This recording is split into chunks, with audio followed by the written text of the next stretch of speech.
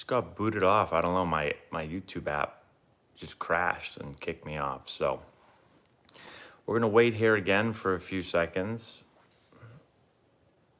I don't understand how this happens. Like, maybe I expect too much, but I always will say, like, when stuff like this happens, like, we're in 2021. How does this happen? I don't understand it. All right.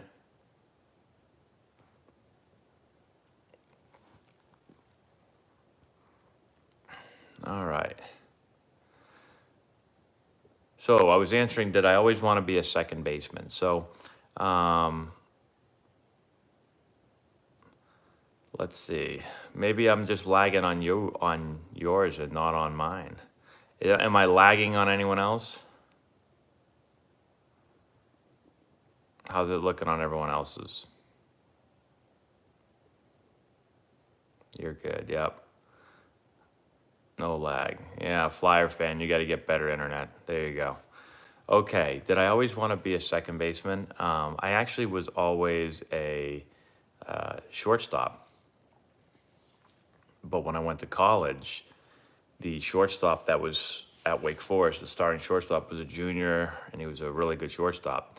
So I moved to second base. And then our first game of the year, my freshman year, our third baseman made a couple of errors. And after the game, our head coach said, "Can you play third base?" I said, "Sure." So they put me over at third base, and I played third the rest of my college career. And then I got drafted as a third baseman and then moved to second base for a while. So that's kind of how it worked. Clayton Richard, yep, I played with Clayton Richard. I played against Posey in college and in pro ball. I am not a Jays fan. Nope. Best pitcher I ever faced. Most difficult pitch for me to hit was Daniel Bard. Josh DMV, thank you so much for Super Chat. Who will be a future Cy Young Award winner? Joe Random, Matt Ball, or Vicky Cupcakes? Let's see. Vicky Cupcakes is terrible. I think I hit like 5 homers off of him. Matt Ball, I don't think he was very good either. And Joe Random, man, this is a tough one. My guess would be all 3 of them will stink, but we'll go with Joe Random. How do you get seen by coaches? I have a recruiting playlist on my YouTube channel that will give you really good insight into that. So I would head over there after this talk and check it out. But the Cliff Notes version is basically you have to figure out where you want to play, where you can play, where your ability dictates you can play. Put some type of video together, highlight video, skills video, get it in the hand. You don't have to get it in the hands anymore. You just have to email it to those coaches. Hopefully they like what they see. Send your schedule to them. Find out where they're going to be, what tournaments, what showcases, what camps, and get there. Do you miss crushing food at Antonelli's after Little League games? Yeah, for sure. That's funny right there. EDG Disc Golf. I'm really excited for this question. What could it be about? Let's see. Hey, Matt, your thoughts on if the MLB should pay for minor league housing? Really can't find much on it. Funny you should ask. I just made a video on this, which I know that you already know. So my thought is this. I don't know how it would work, but, I do think that when you only make, $6,000 a year, that you shouldn't have to spend $1,000 a month paying for housing. That's what I think. So if they don't want to pay for housing, then you should be paid more to play professional baseball. I know people get mad about this, but you can't be considered one of the best players in the world. And I know, when you're in the minor leagues, it doesn't mean you're the best player in the world, but it's very difficult to get drafted. We actually had this talk tonight at dinner. My son was talking about getting drafted, and he was making it sound like everybody gets drafted. And then Laura had to say, no, not everyone gets drafted, Maddie. There's a lot of billions of people in this world, and a very, very small amount of those people get drafted to play professional baseball. So in my opinion, if you're one of the best in the world, you should make more than $6,000 a year. Um, so I think they should be paid more personally. Yeah, absolutely. DeGrom could be a legitimate MVP candidate. Yeah. Hey, baseball boy.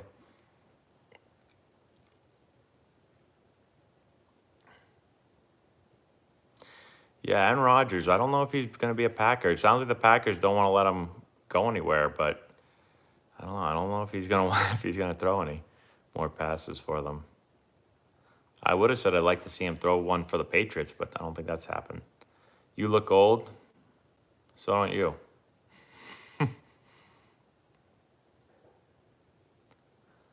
I played mostly infield positions. I used the Rawlings glove. Do host families get paid? I'm not really sure. I don't remember paying my host family.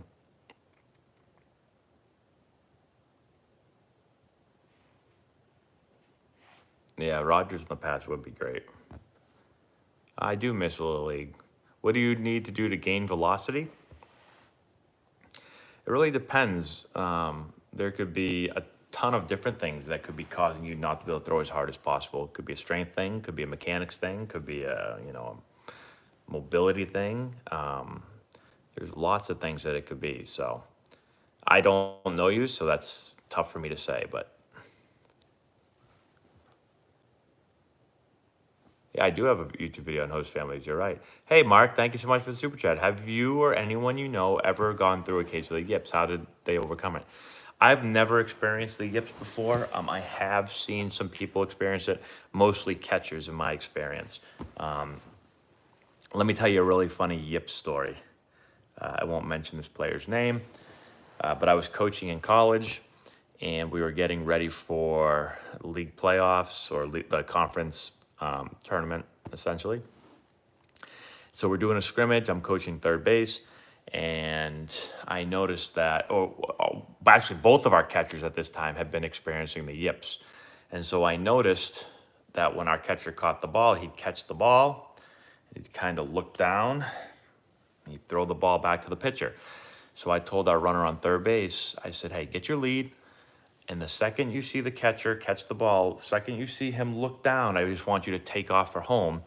He's going to throw it back to the pitcher, and you're going to beat it home. So we do that. The catcher catches the ball. He looks down. I say, go, go, go. The guy at third takes off for home. We throw it back to the pitcher. We slide and save. So Why did you ignore me? I'm not. I'll go in there. It's the tripod. I can pick up the tripod and move it. Laura's acting like I can't move the tripod right now. You go live, I said, can you not do it in the living room? Yep. And now you're here, and I'll move.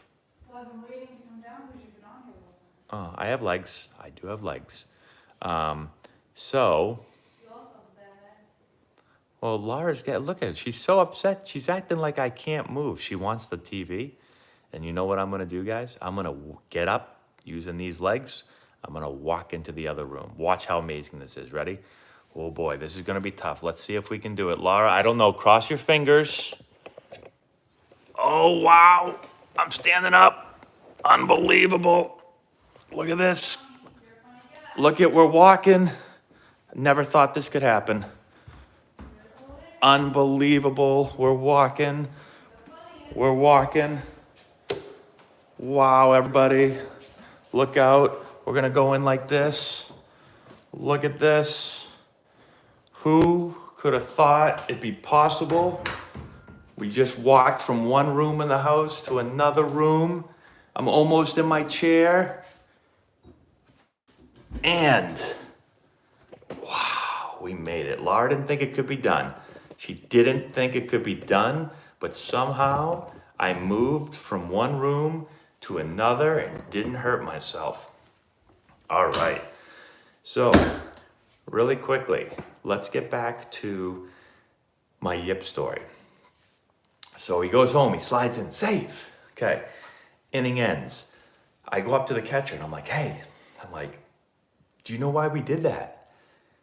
He was like, oh, I don't know. I said, you keep catching the ball and you look down, you're not looking at the runner. I said, you can't look down and throw the ball back to the plate or back to the pitcher. I said, if a coach notices that, they're going to steal home on you. He said, yeah, but coach, I can't see the runner. And I'm like, I know, that's why we did it. You need to look at him. Like, you're not looking. He goes, no, coach. When I'm throwing the ball back to the pitcher, I have my eyes closed. And I'm like, what do you mean you have your eyes closed? I'm like, what are you talking about? And he's like, well, I'm struggling with the yips. The only way I can get the ball back to the pitcher accurately is I have to close my eyes when I throw it. And I was like,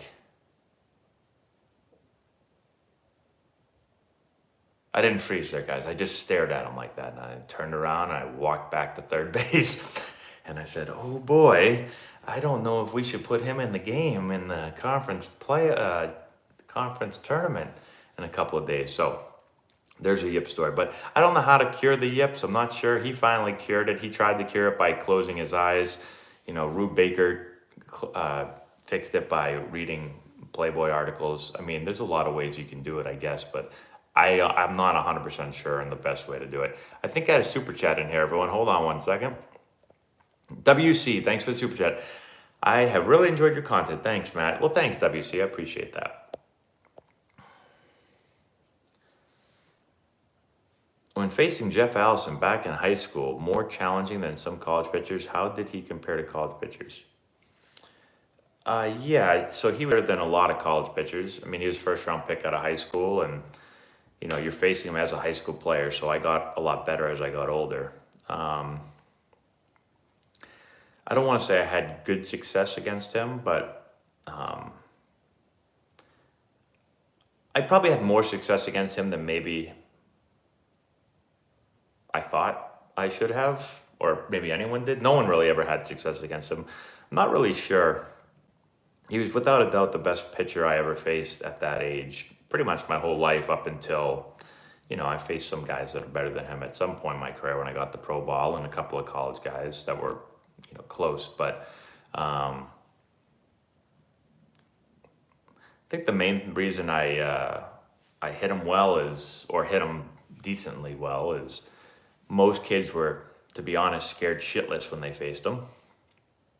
And I don't know why, but I had this opposite thing where I was like very confident, almost like I felt like I was being challenged a lot, and I just was like, I've been there plenty of times in my life where I'm like, God, I can't get a hit off this guy. This guy's nasty, and he was nasty. But for some reason, I took it as a really big challenge, like being young and having a guy throw hard, and I just really was confident I was going to get hits, and for some reason, I did. I don't know. Yeah, I have faith in Cam Newton. I do. How's the basement coming along? Basement's done, just waiting for it to get painted still.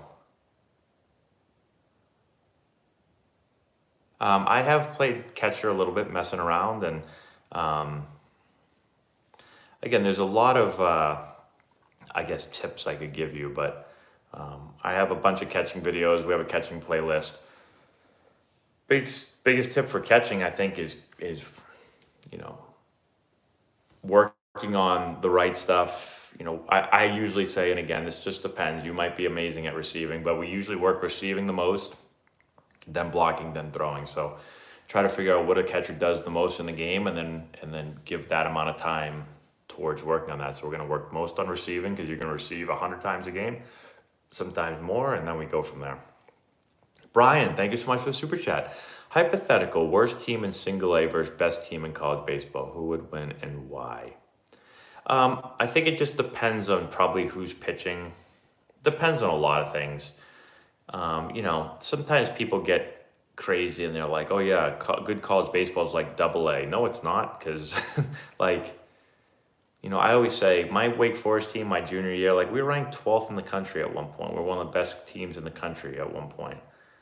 And barely anyone from my college team played professional baseball. We had a couple guys, but it's not like the whole team went. The whole starting lineup didn't go. So to say that college teams, I told you guys this in a couple of videos, my buddy Alex, when I had already played in the major leagues and then was finishing up my career in the minor leagues at the end, and he was like, "Do you think you could play for Clemson?" And I was like, "For Clemson?" I'm like, "Out of high school?" I'm like, "Yeah, I'm sure I could have. I played at Wake Forest, played them all the time." He's like, "No, no, no. I mean, like now. Do you think you could play for Clemson?" I was like, "The hell are you talking about? Could I play for Clemson? I've been playing professional baseball for 8 years, so like college baseball is good." You know, and if Vanderbilt played them and they had like Leiter pitching, like could Leiter shut down a single A team? Yeah, definitely. Like the guy's gonna pitch in the big leagues. Could Rocker shut down a single A team? Yeah. Could they hit him? Yeah, they could. But you know, if I'm Vanderbilt, I still feel pretty good with Leiter pitching against a single A team.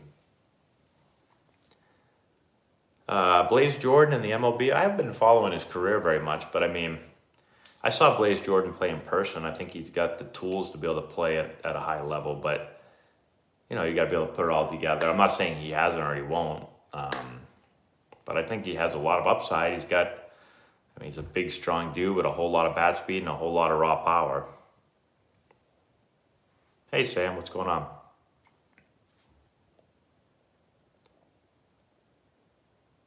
Do I plan on changing my team and road to the show? Not yet.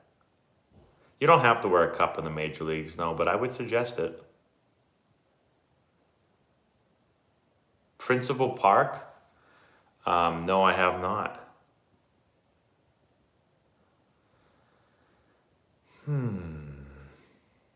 Weirdest teammate out of every team. By the way, love the vid, especially road to the show. Thank you. Weirdest teammate? I mean, I've had a lot of weird teammates. I'm not sure who comes to mind most. I think with everything, you know, I've been with a lot of different teams in my career, so a lot of good people, a lot of interesting people, a lot of weird people. I have played in Scranton, yes. Funniest teammate? Again, I've had a lot. If I think about major league teammates, I always usually say Brian Giles just because I saw him do like some really funny, interesting things.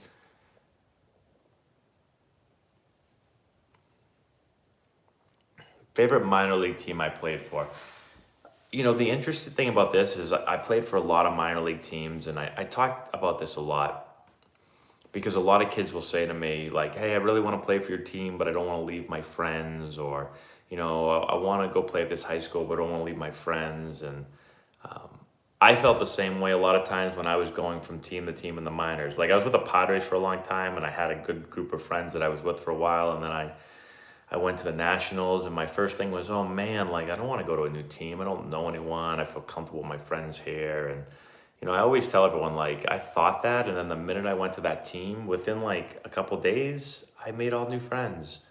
And, you know, it happens so many times. You'd be like, oh, I'm never going to have a group of guys like I did there. And then what do you know? I have a team that I'm like, oh man, I'm never going to have a group of guys like this team. And then you go to a new team, you're like, oh man, like it just keeps happening. So, you know, I don't know if I had a favorite team, but I mean, I guess maybe I got lucky, but I played for a lot of teams that I enjoyed playing for. Mark M, thanks again for Super Chat. Do you think the Marlins will ever be good again with Jeter at the helm?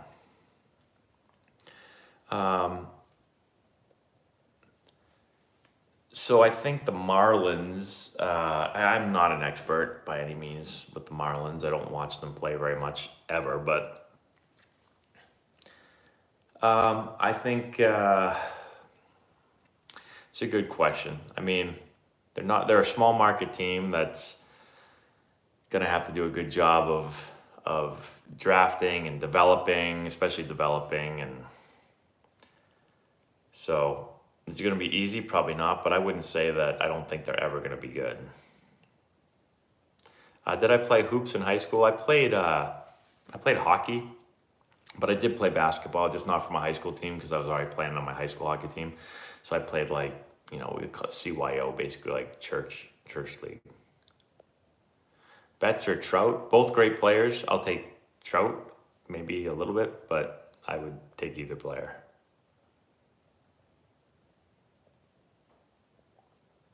Otani, I think he's an incredibly gifted player. He's a freak show. Who did Laura go to prom with? I have no idea. She had a boyfriend in high school, so I think, I don't know if she went with him. I'm not really sure. If she was in the same room as me, I'd ask her, but I did not date Laura in high school. I didn't date her until um, she was in college. Say your son got drafted for the majors before finishing college. Would you advise him to go pro baseball route or finish college? Would Laura's advice be different? Well, my advice would be the only advice that would matter. I'm just kidding. I would listen to her advice too, but that happened to me. So I got drafted before finishing college, and I ended up leaving college after my junior year, and then I went back and got my degree afterwards. I think, you have to weigh a lot of things, but the way that I looked at it was the most leverage you have is your junior year. If you don't go and you go back for your senior year, well, when you get drafted, you don't have very much leverage. You can't go anywhere else. You either sign or that's it. And so you have more leverage as a junior because you can say, well, I'll go back to college if you don't want to, give me what I believe I'm worth. So I would usually advise going. Depends where you get drafted. I got drafted in the first round, so that was really hard for me to go back to school and do better than that. If I went like the 5th round, the 6th round, maybe I say, no, I want to go back and feel like I can do better and improve and get drafted higher. So there's a lot that you have to weigh. Sam, thank you for the super chat. Talk about your firsthand knowledge of pitchers using sticky substances. I've talked about this a bunch, but when I played, most pitchers used sunscreen on their arm with rosin, kind of made like this tacky substance. I see them go into their arm a lot like this. That was the main thing. I played with middle infielders that put pine tar spray in their glove because they needed a little bit of stickiness. I told you my story throwing the ball. You've seen my videos on it. Like the ball, Major League ball is slippery, so there is something about it. But I think the problem is that most pitchers aren't using it just to get a better grip. They're using it to get better performance, better spin rates, better break on breaking stuff. So it's gone from oh, I don't want the ball to slip to, oh, I want to be able to get, throw the absolute best fastball I can and the absolute best breaking ball I can. So now it's like a performance enhancing drug.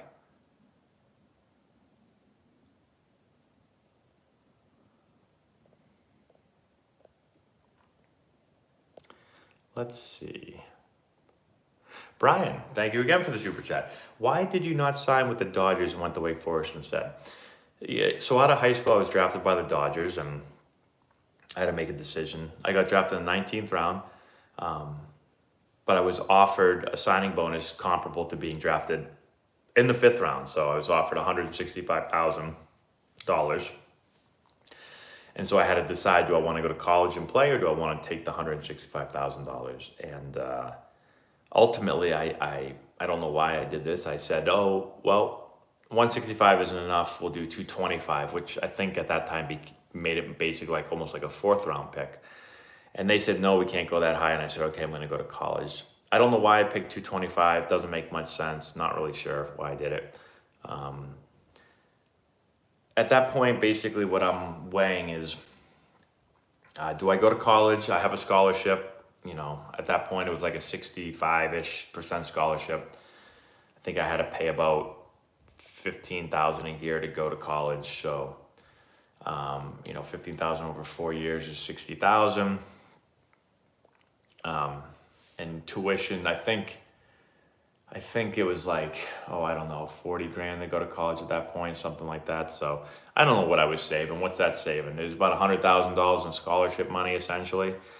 So I'm like, do I go to college and on my scholarship, or do I go play pro ball? What ultimately swayed my decision was I thought that I could go to college, develop for 3 years, and get drafted much higher in 3 years. That was my mentality. And so I guess you could say you're kind of betting on yourself, like, I'm going to get drafted. Essentially, I had to get drafted higher than the 5th round to make it worth it. And I got drafted in the 1st round, so it ended up being a good decision on my part. But doesn't always work out like that for everybody. Algrams? Hopefully I said that right. Thank you for Super Chat. Hi, I'm watching you for the first time. How old are you and what is your favorite baseball team? So I'm 36 years old. My favorite baseball team is, I don't really have a favorite team. I grew up as a Red Sox fan, but when I started playing professional baseball, I kind of lost I lost touch with the Red Sox, we'll say that, because I was playing every night, so I wasn't watching the Red Sox, so then I wasn't a fan anymore. So I was a Red Sox fan. I'm currently nobody's fan. I'm a fan of baseball, but thank you for the super chat. Do I have a lawyer help me negotiate? Hey, Laura, they're asking who you went to prom with. Laura loved proms. She went to like 1,000 of them. She'll tell you she was really cool, had lots of friends, but... Why are you over here, Laura? You kicked me out. You kicked me out to go watch your show, and now I'm in the office, and now she's coming into the office. You very rudely kicked me out of that room. I didn't rudely, but I very nicely texted you and said, please do in the office so I can watch a show in the living room. And I was waiting for you to come down, and once you came down, I very nicely picked up. I used my legs, and I walked into the office. Do you want to watch a show with me? No. Laura watches these horrible shows that I have no interest in watching, and then she gets mad and says, We can start a new one. You don't want to watch TV with me? I said, no, I do. I just don't want to watch this silly show right here. It's just silly. But I've already seen every episode of Breaking Bad. I have too. I've been back watching Breaking Bad again. I don't know why. Do I have a real job? I do. So I run something called Antonelli Baseball, which many people believe is just a YouTube channel. It is not a YouTube channel. It's a baseball organization. We have about 200 players, and we run camps and clinics, and we have 11 teams, and we have lots of lessons, and we have a YouTube channel, and we have all kinds of real things. We have real uniforms and everything, huh? Oh, jeez. Is Cape Cod League back and running? I hope so. I think it is. Well, we should bring Maddie to a game. Yeah. What was the longest time you ever grounded for? I've never been grounded before. Actually, I take that back. It wasn't grounded. It's probably about 10 years old. Got back from trick-or-treating. Does anyone remember those, like, they're like these orange pumpkin things that it's like a basket. Well, I remember I got out of my car after trick-or-treating, and for some reason I took mine, I whacked my sister in the head with it. My mother...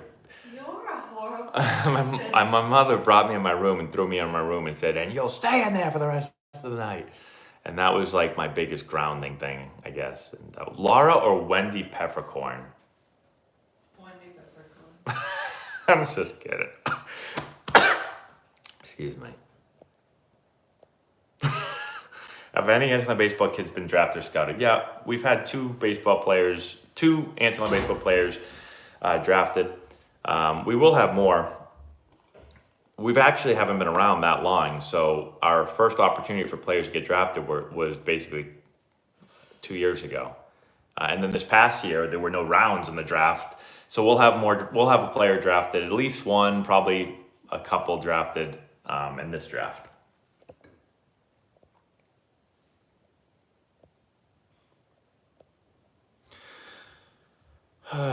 What does a player on the IL do after rehabbing for the day on the road?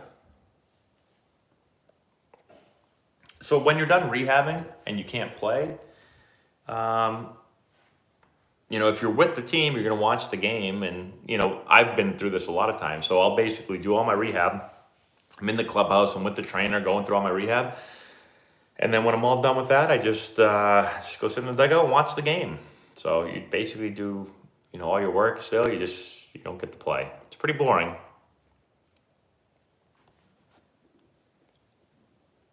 How much easier is it to field in a professional infield than on a youth community infield? Well, I mean, it's a lot easier. Like, you go play at Dodger Stadium, like, you're not going to get very many bad hops. So, I mean, the game becomes more difficult because the balls are going to be hit way harder. Like, you're going to have rocket shots hit at you, and, the runners are going to be running the bases really fast, and there's going to be, probably a little bit more pressure than in, your local community game down at the park. But the field is so much better.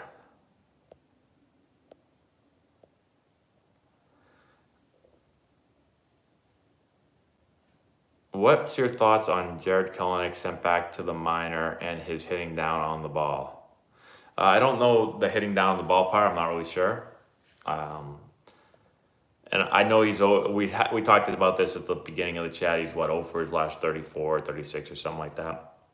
So I'm not sure why he's struggling. I haven't watched Seattle play. But hopefully, I'm assuming there's something going on with his swing if he's over 34. So hopefully he's able to figure it out. Cam Newton or Mac Jones to start the season? I'll go with Cam if he's healthy. I just think Cam kind of, he's been around the system now for a year, and Mac's still new. So the only way I think Mac Jones starts is if Cam really can't throw the ball and they feel like they're just not able to move the ball through the air at all. But I think Cam probably starts the year.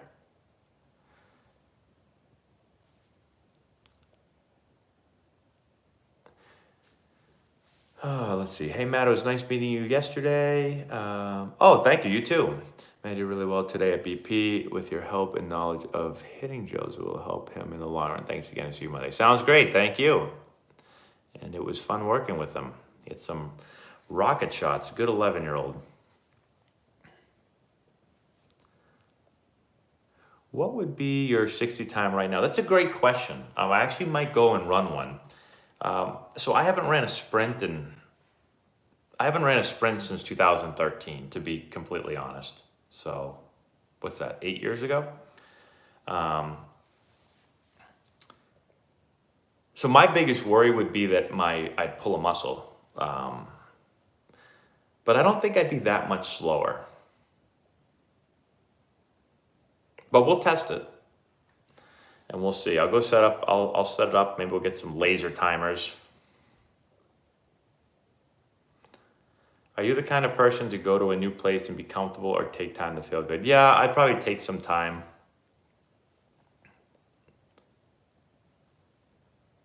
When minor leaguers get called up, do they get a new contract immediately or after their first game? So what happens is, if you're a minor leaguer, it depends a little bit if you're on your first contract or whatever. But what typically happens is, let's say you're on your first contract, you've never made it to the big leagues. You're going to get paid a certain amount in the minor leagues. And then once you get called up, boom, you get paid league minimum. When I was playing, it was about $400,000. But it's just prorated, so it depends how many days you're up there, so... If you're up there one day, I think there's 187 days in a big league season, something like that. If you're up one day, you get paid 1/187th of 400,000. You're up there 2 days, you get paid 187th of 400,000. So that's how it works. I'm 187. Don't quote me on that number. I think that's the number. It's right around there though. I have live streamed Road to the Show before. That was back during COVID times. I have not done that since I moved to this house. Maybe I will again at some point. Has there ever been a time you wished a team didn't call you to be drafted? No, I always wanted teams to call me to draft me, so.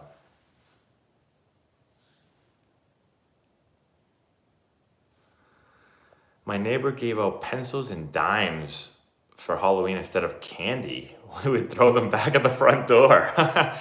Yeah, I would too. I don't want a damn pencil.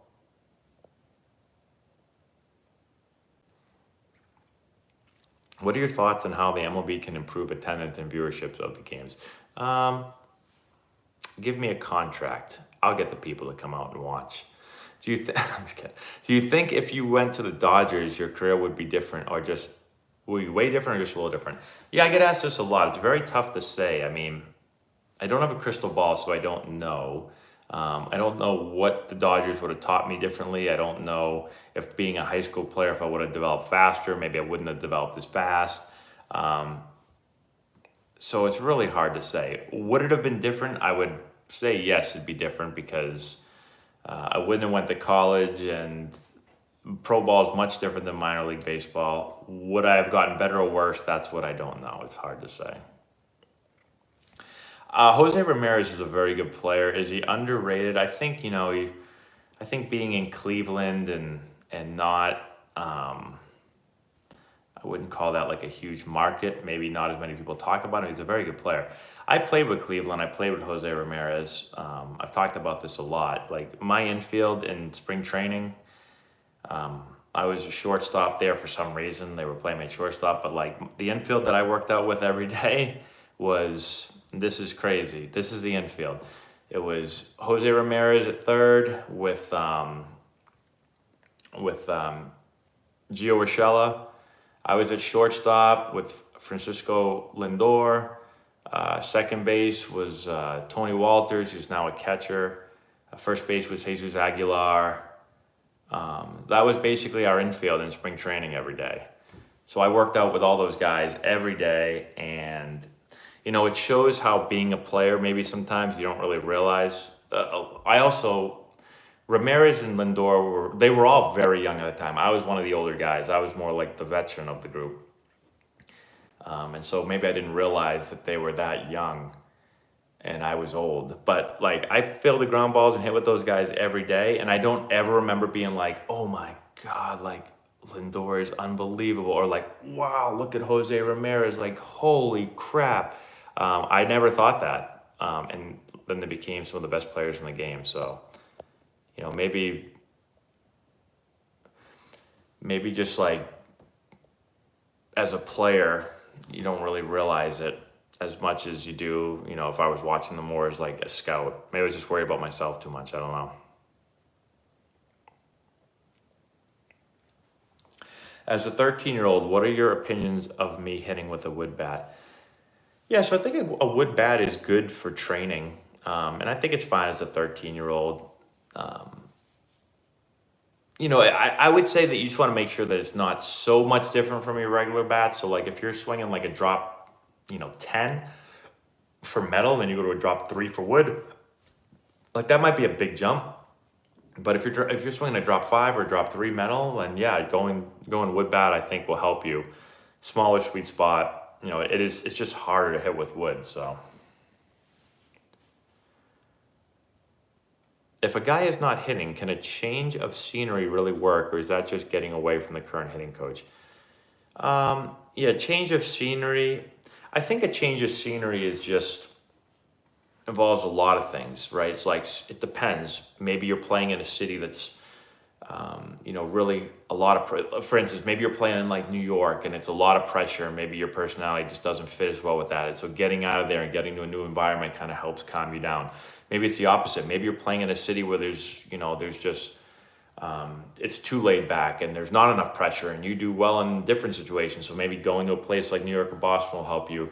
Maybe it's getting away from, maybe it is getting away from your coaches, or at least the words of advice that you're getting, and getting a new perspective or a new voice in your ear. It could be a lot of things, but yeah, I do think there is something to do with that.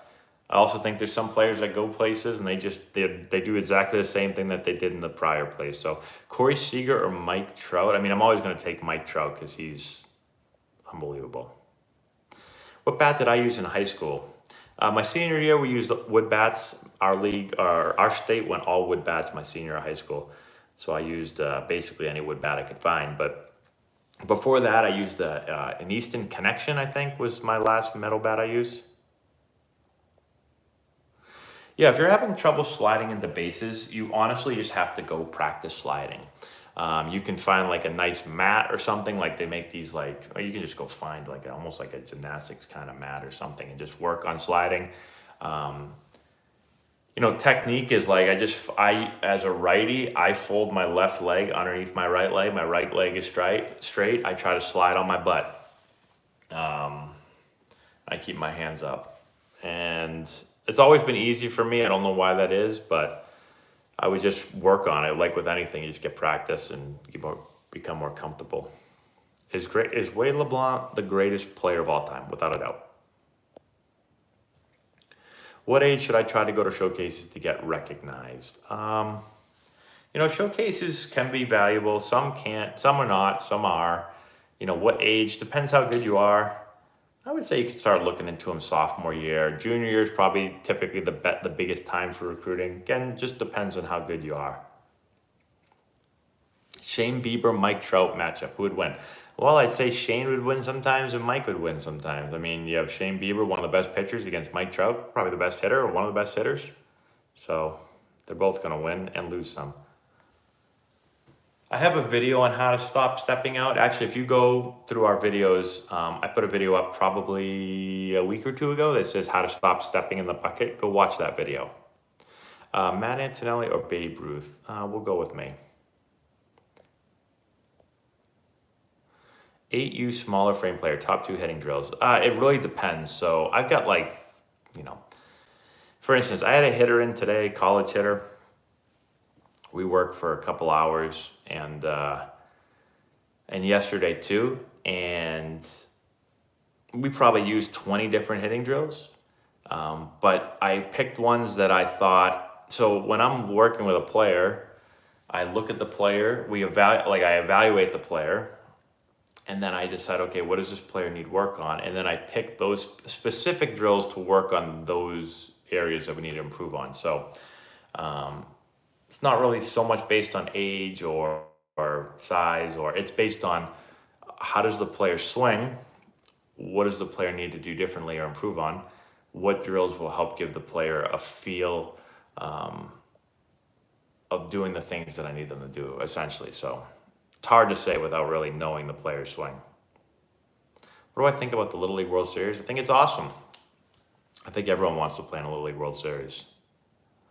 At bat for Little Leaguers, do you suggest back elbow up or down? So I teach rear elbow behind top hand. So see this? See how my elbow's behind my hand? This would be under my hand. This would be behind my hand. So you can call that elbow up. Some people call it elbow up, but I just say elbow behind my hand. Because sometimes elbow up, you see this, no, I don't want that. I just want it behind my hand like that. So that's how I phrase it. Bellinger or Trout? I'll take Trout.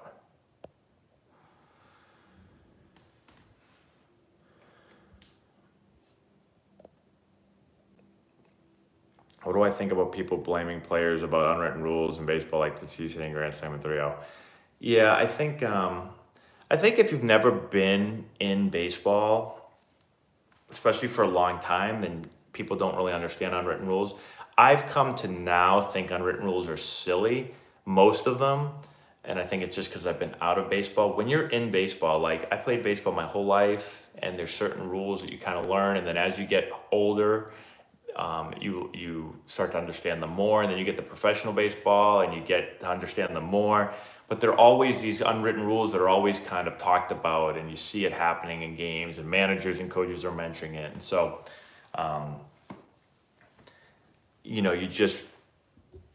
it doesn't seem silly to you when you're in it. Like when I was playing professional baseball, go back and look at my unwritten rules videos from like 4, 5, 6, 7 years ago.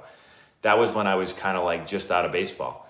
Like when I was playing, I really believed in those things because why? My managers told me to believe in it, right? So it's like, when we went up by a certain amount of runs, we didn't steal bases. We didn't try to bunt the hit. We didn't try to if you're up by 7 in the last inning or 8th inning, you basically were taught to score by swinging the bat. You don't steal, you don't bunt. Now I think of it, I'm like, hell, keep trying to score. But back then you were told like, you better not do that or you're going to get punched in the face by somebody or someone's going to throw at you. So I think my time away from the game has made me kind of feel that some of these things are stupid. How can I play college baseball when I can't afford to play on a rep team where I could be noticed? To be noticed, I'll give you this real quick, and I've given this advice a lot, but I make a playlist, a recruiting playlist that will help you get recruited. So go watch that. But does having a lot of money make it easier to get recruited? Yeah, in some ways it does. You can play for a travel ball team, you can go to showcases, you can go to college camps, you can do that stuff. Does that mean that if you don't have money, you can't play college baseball? No. It's funny. The first comment I saw from you is one that says he's ignoring me. I would have saw your question there, but I just saw that. So back to the question on money and recruiting. The number one thing you need to be recruited, Well, two things. One, you need to have ability or talent. And two, you need someone to be able to see that ability or talent. Do they need to see it in person? Yes, but the biggest thing is they just need to be able to see it. So if you have a cell phone or something where you can record yourself, then ability becomes like the number one thing. So for instance, if you can throw 90 miles per hour, I don't care if you have no money, zero, you will go play college baseball because you are going to get on a mound and you are going to throw on the mound. And I would like you to have a radar gun. If you don't have any money, you can't afford a radar gun, you will have to go search for a radar gun, find somebody that has one, put it out on Instagram, Twitter, do whatever, do whatever you need to do to find someone that has a radar gun, and you're going to throw on a phone. You're going to get a phone. If you don't have a phone, borrow somebody's phone. You're going to record yourself throwing, and when you throw 90 miles an hour or 88, depending on your age, you're going to send that video to a bunch of colleges. You're going to go on your computer or phone. And if you don't have a computer, you're going to borrow someone's, and then you're going to write an email to these coaches, and you're going to say, hi, my name is, and this is where I play, and this is where I live, and this is my GPA, and this is where I go to high school, and blah, blah, blah, blah, blah. And here's my video, and I throw 88. And you know what they're going to say? They're not going to say, oh man, this guy doesn't have any money, whatever. They're going to say, where are you playing next? And if you say, well, I don't have a travel ball team, I don't have anything, I'm sure there's a team around you can play for free, whether it's Legion Ball or whatever. You're going to play on that team, and you're going to record every outing you have, and hopefully someone comes out and watches you. And even if they don't, if you keep sending them video of you throwing 90, they might just offer you without ever seeing you. Because guess what? Last year during COVID, when no one could recruit, we got tons of guys recruited to the Division I level, not recruited, committed. And they never saw them play in person. You know how they saw them play? I filmed them. That was how. We had a pitcher. I'm sorry, I'm going off here on a tangent. We had a pitcher that was offered scholarships, lots and lots of scholarships from big time D1 schools. And the video they saw of him was no shoes on his feet in his backyard throwing into a net. Literally, he took that during like the beginning of the pandemic with COVID. He's in his backyard filming, no shoes on, throwing into a net, put that up, emailed that out to schools. You know how many calls I got from schools being like, hey Matt, just saw one of your guys, he's in his backyard, he's throwing with no shoes on, I love him.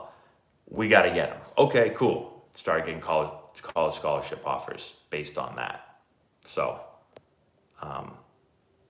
he literally did that with no money. He just had a net and a ball. He did have a radar gun. So if you don't have one, you got to go, you just find somebody that has one, take it from him. Well, ask to borrow it. And then he had no shoes on, I swear.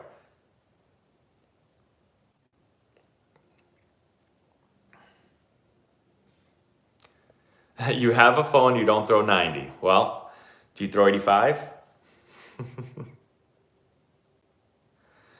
But that's my point. So if you want, now I said 90, if you throw 84, 85, 86, you're going to get recruited. What level? Depends.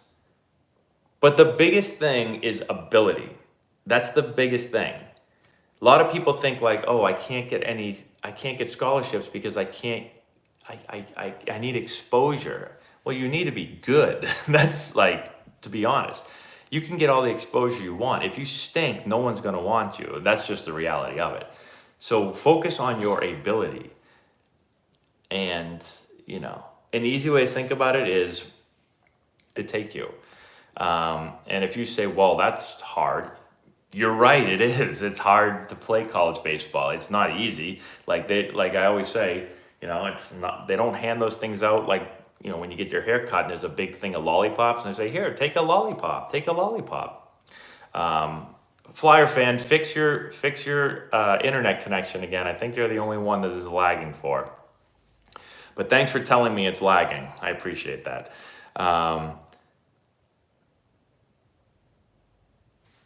So, you have to be good. And it's not easy to be good, but that's why you got to get working. Do you think travel ball is killing the game at the youth level, and how do we fix the 70+% of kids that quit because of burnout? There's 70+% of kids that quit because of burnout? Holy crap. Did you make that stat up, Kevin, or is that a real stat? How do we even know that? That seems like quite a high level of kids quitting because of burnout. I don't think travel ball is killing the game at the youth level. I think that this is an interesting question. It'll probably take a long time. So are you saying it's killing the game because it's burning kids out because it's year round? Is that what you mean when you say 70% are quitting because of burnout?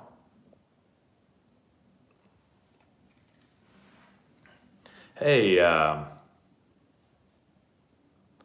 Mark M, thank you so much for Super Chat. Would Babe Ruth be as successful versus today's pitchers? Well, I think Babe Ruth would probably have to do a few things differently. I think, one, he wouldn't be swinging a 40-ounce bat or whatever he swung. Two, he'd probably be able to get into a weight room a little bit more. Three, he probably wouldn't have, beers and hot dogs as his pregame meal. So, like if you just took Babe Ruth and his body type, skill, like equipment then and put him up against pitchers now, like, yeah, he would not be as successful. But you give him training, you give him all the things that players have now, like I think Babe Ruth would be pretty good. 70% of kids quit by age 14. Yeah, I don't know if they quit because of burnout or they just quit because the game becomes hard around, like at 14 or 15, like you have to decide, like, am I serious about this game or not? It's like everybody plays Little League baseball, like Johnny that can't catch a freaking ball to save his life, and like everybody plays Little League.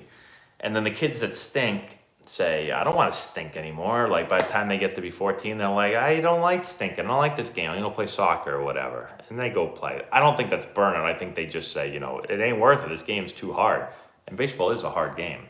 So, or they say, I want to go focus on school, or I want to go to band, or I want to go to theater, or whatever. They get, they have another interest that they feel is worth putting their time into more than baseball is. So I don't think that's travel ball's fault. I think what travel ball has done is that it has made it tougher, not impossible, but it has made like town leagues, like Little League and Legion Ball and those type of things. It has made those worse because more players are going to play travel ball and they're not playing town ball. So like when I played in Little League, all the best players played in Little League. Now, not all the best players play in Little League. And Little League, a lot of the good players go in and play travel ball, and then people don't want to play Little League because the competition isn't very good. There's a bug in here. And so I think that's probably hurt it. Now, if you want to play baseball, you've got to pay for it, basically. If you want to play, pretty good baseball. And again, that's not everywhere. I'm sure there's some places where Little League baseball is still really good and, Legion ball is still really good. But I know in my town, like Little League baseball, like when I played, we had tons of teams. And like I said, all the best players. Now there's like 3 teams in Little League baseball in my town, my old town that I grew up in. Because no one's playing. Everyone's playing, travel ball and not playing town ball. So, Chet, thank you so much for the super chat. My son is the best hitter and pitcher. He's the best hitter of all time or on the team? My son is the best hitter and pitcher, 82 on the gun and consistent in the strike zone, but can't get on a travel team because I think it's politics. That's what I tell him. He can't get on any travel ball team? Where are you from? How old is he also? If he's 82 and he's a junior in high school, then, he's got an okay arm. If he's 82 and he's a freshman in high school, then he's pretty freaking good. At least he throws hard, so. My thoughts on politics, I'll give you this real quick talk on politics, because I've coached high school and travel ball, college and everything. Have I seen politics involved? Yes, I have seen it at all different levels. Do I think the politics excuse is given way more than it should be? I do also think that. Like every time I talk to a parent when their son isn't playing, it's always because of politics, according to the parent.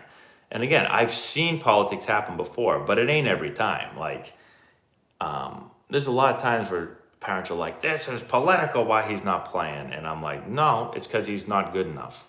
That, like, at least when I'm coaching, if I'm coaching and my objective is to win, this isn't everyone. Again, there's some people that aren't like this, but when I'm playing to win, I could give two craps whether you're my nephew, cousin, brother, grandmother's uncle's son. Like, I'm putting the best team on the field to help us win the game. If the objective is winning, that's what I'm going to do. And that's it. So, and I've been in those situations where people tell me it's politics. And I'm like, no, it isn't. It isn't politics. I'm telling you. So again, I'm not going to say that that situation is politics. Do politics exist? Yes, I think they do. But I think parents go to the politics thing way too quickly in most instances. Because if you've got a team of 14 players, like, holy crap, if all 14 players, everything is because of politics, I mean, that would be I don't think I've ever seen that before.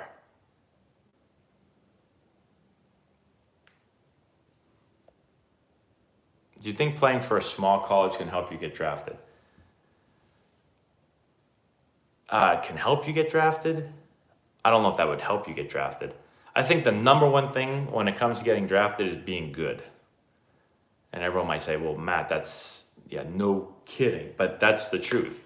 I think with the internet, I think with everything, like, players very rarely go, like, unfound. People like Major League Baseball find players. There's a lot of people that their job is just to find the best players. So, you know, whether you go to Vanderbilt, you're on TV every day, or you go to some small Division III JUCO school, whatever, like, if you're a legit stud, they're going to find you.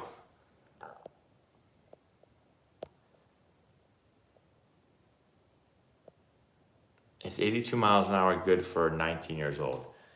I would say it's probably, for 19, I would say it's probably below average, but it's not, like, horrible. You know, hopefully that makes sense. Plus, are you a righty or a lefty? Oh yeah, everybody, everyone's got to hit the like button. We got to get up, we got to get to 100 likes. Thank you, everyone.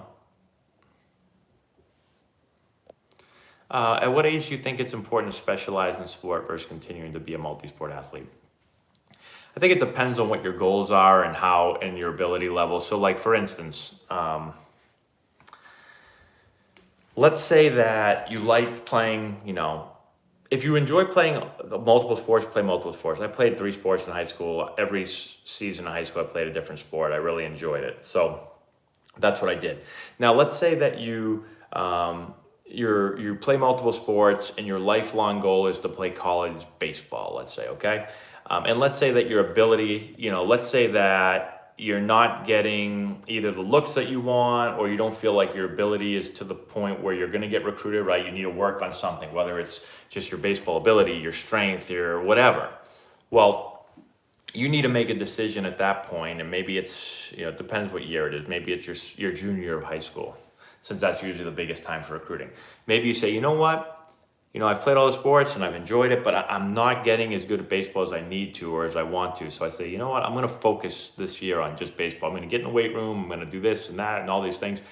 Like, I think that's a legitimate thing to do. If that's what you say, baseball's my thing and I got one chance and I got like one more year to go and let's go 100% at it, then I would be like, yeah, that's a good decision that you made. I don't know if that helped you at all. I think bottom line, it's a case-by-case basis. Like, did I get better when I went to college and just focused on baseball? Did I get better at baseball? Yeah, absolutely. The more you do something, the better you're going to get. At the same time, I see people at like 12 years old being like, yeah, you know, we got to give up football. We got to give up hockey because we really got to get working on this baseball thing. I'm like, he's 12. Like, you know, like, holy crap. I don't think you have to give up all your sports at 12 to now, if all you like is baseball, you don't like anything else, and that's all you want to do, go for it. But Don't think like, oh, I have to give up all these other sports or I'm never going to make it in baseball. What are you talking about? You're 12 years old. If I send my son to Dominican, will he come back throwing harder? Well, I mean, if he goes to Dominican and just lays on the beach all day, he probably won't come back throwing harder. He'll probably come back throwing slower. So I don't think there's any special thing. Like, I don't think the sun or drinking the water in the Dominican is going to make him throw harder. So I guess it depends on the type of training he's going to get down there. If that was the case, I would be down in Dominican right now and I'd come back throwing 95 and make a comeback. Chet. Oh, Chet, 13 years old, 6'2". Are you the one that said 82 miles an hour? I can't remember if that was you that said that. Well, if he's throwing 82 at 13, then yeah, he's a freaking stud. Also, he's 6'2" at 13. That's humongous. So.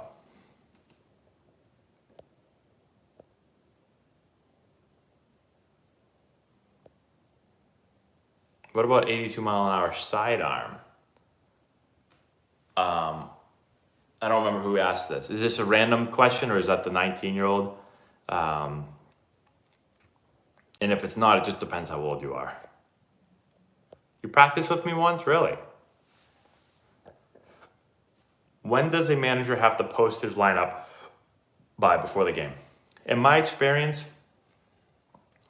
when I got to the clubhouse every day, the lineup was usually posted. You know, I'd usually get to the clubhouse for a 7 o'clock game, usually around 2 o'clock. Lineup was a lot of times posted. The first thing you do, you walk in, you go check out the lineup. Now, there are days where I walk into the clubhouse, I go look at the lineup, it's not up yet, and I go back, I eat some food, I hit in the cage, whatever, and I come back and check the lineup again. So it's usually up there like really early.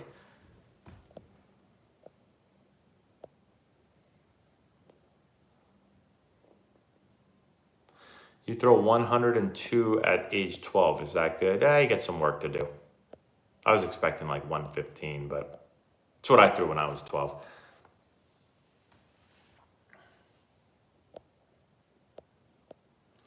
EDG Disc Golf, thank you so much for Super Chat. My 11-year-old is raking in the KBO. They started calling him Video Game Matt over there, all thanks to your advice. Skip said they have a spot for Matty Jr. Yeah, I was, well, congratulations to your son.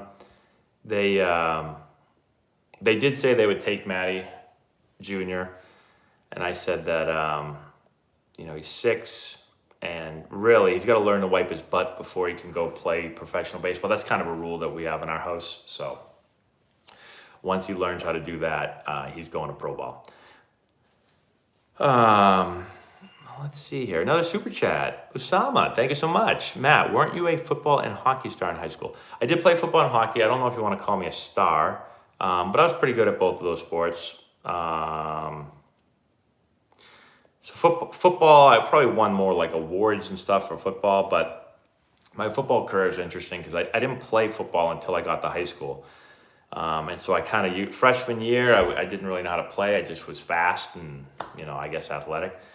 And I didn't play offense really until like halfway through my junior year. And then my senior year, I played offense a lot and then ended up, because I won Gatorade Player of the Year in Massachusetts for football. So, I mean, technically I was the best player in our state, but we had a really good team. It made it a little bit easier for me because, you know, like we had a lot of Division I players. For instance, like just our running backs. Our starting running back played in the NFL. Our other running back ended up getting a tryout in the NFL. He might have been, I don't know if he ever made an NFL team. He might have just been there in like summer workouts for training camp. Our other running back played Division I, so that's 3 running backs. One played in the NFL, one almost played in the NFL, one played Division I football, and then our tight end ended up playing Division I football, and same thing, I think he might have played in training camp. And then our other tight end played Division I football, and then like we had lots of Division I players. Our middle linebacker played at Notre Dame. And then there was me, who I played Division I baseball, but there's a lot of other guys that were really good. And then so I could kind of like get the ball and, you know, oh, they think that one of our other 17 D1 players is getting the ball. Nope. Then I'd get it and go the other way. So I put up really good stats my senior year.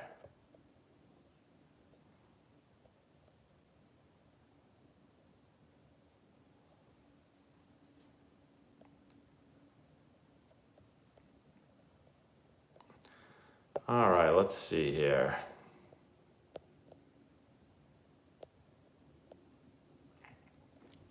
Advice for an 8U coach. Biggest advice for 8U coach is don't get the kids to quit. Would be my honest advice. It's like 8U is so young. Like, how much can you really teach them? I don't know. I think you would start to instill, like, you want them to have fun. And that's not saying like just make it like a, like a recess. Like, you still want to start to, I think you're trying to teach, like, you're starting to get them to understand the game again. They're only 8. My son's 6. I go watch his games, like, holy crap. Like, it's like, it's like backyard baseball. It's worse than that. So they have no idea. By 8, like, maybe you can start to kind of teach them stuff. But really, I think it's just like promoting and instilling like a love for the game. I think is really important. And don't get the kids to quit. Number one rule, don't be the reason a kid quit, when they 20, like, oh, I love baseball, but I quit because Coach Colossals made me, I hated that guy and I ended up quitting. Don't do that.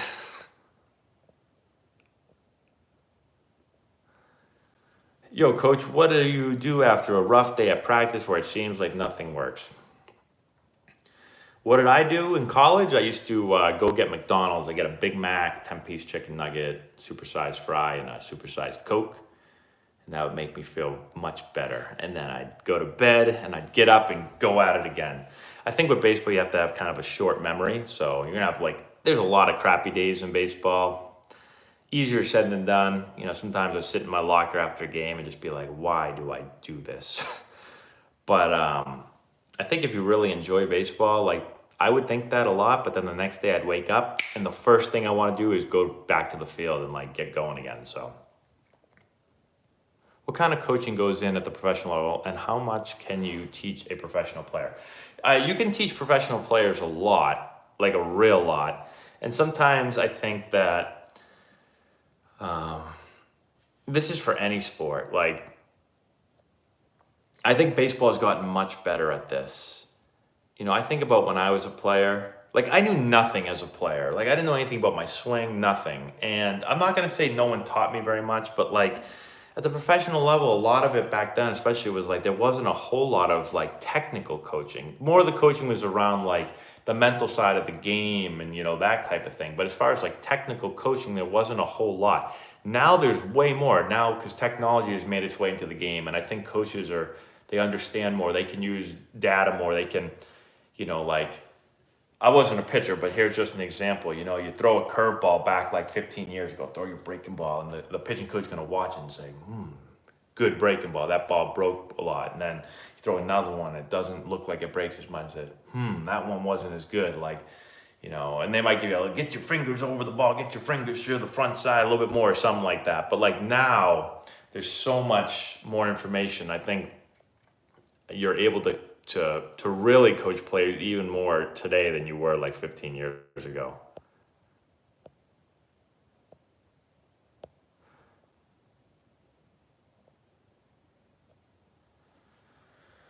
All right. Kyle Lewis is in the MLB. Am I mad? No, why would I be mad at that? Matt, with all these pitchers cheating right now, did you see any cheating while you were playing? I talked about how pitchers would use rosin and sunscreen, which technically I think is a foreign substance. So technically I believe that's cheating, although everyone was doing it. So, all right, everyone. Here we got another super chat from EDG Disc Golf. Hey, Matt, I'm an 8th grader this year and got the big C on my jersey for varsity. Do you think I should have the team over for some pizza? Yeah, I would recommend a pasta party. That's what we used to have, pasta parties, okay? If you want to have a pizza party, I guess it's fine. Pasta party, pizza party, it's still carbs. So yeah, sure. That's what I would do. And then actually, I'd wear your jersey with the C on it to remind everybody when you're handing out the pizza that you are the captain. And that's what I would do for sure. I'm just kidding, I wouldn't do that. All right, everyone, I'm gonna pick one more question. And then I'm gonna go see what Laura's watching. And I actually have to get up. I have a 8 o'clock appointment tomorrow that I have to get up for and be out of the house early and all that. So, all right, let's see, who am I gonna answer here? Wow, these questions are coming in fast. I can't even read them. All right, here's one right here. Matt, how valuable is it to hit off a machine pitching at speed versus coach pitch from about 15 feet from the batter? Okay, so I think, how do I want to answer this? So 15 feet pitching, so like short toss, but probably with some velo on it versus a machine that's back at normal distance. So I think reaction time, if you're up close, there's a quicker reaction time. You don't have to throw as hard. So, if that's all you've got, if you can't throw really hard, you're gonna have to move the net up. If you have a machine that can pitch closer to game speed and you could move it back, I think that's probably a little bit more valuable. You don't have the arm, but you have, a little bit more. The timing is going to be a little bit more realistic because you're going to get, you're going to see the ball in flight. It's going to be a little bit more game-like. I'd probably go with the machine. Or you can just switch it up and just challenge hitters. You do a little bit of 15-foot, overhand toss. You go back to some machine work. I think the game, obviously there's a lot of variability in the game. Like hitting is really in like an uncontrolled environment, right? You don't know what the pitcher's going to throw, how fast, how slow, where the pitcher's going to be, what pitch type it's going to be. So there's a lot of adjustments that have to be made. So I think in practice, like being able to give the players things they have to adjust on is valuable because they're always going to have to adjust in the game. So, whether it's 15 feet overhand short toss or 30-foot BP or 45-foot BP mixing in other pitches or 60-foot, machine pitch at game speed or breaking balls or whatever. Like, I think just mixing it up, players learn how to adapt, and then because they're going to have to do that in the game. Hopefully that makes sense. Anyways, everyone, thank you so much for the super chats. Thank you so much for the questions. Sorry we got cut off there. We had a lot of people rolling, and then all of a sudden YouTube crashed for some reason. So we still got a lot of questions in.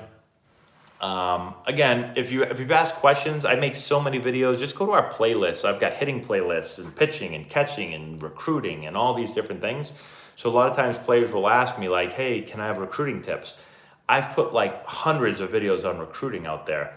And so, in this format, I can give quick, bullet answers, but you can go watch me talk about recruiting like all night. Like you could literally start now and you'll have enough videos to last you all the way to the morning. I don't suggest you do that, like go to sleep, but you can listen to that all day long. So go do that.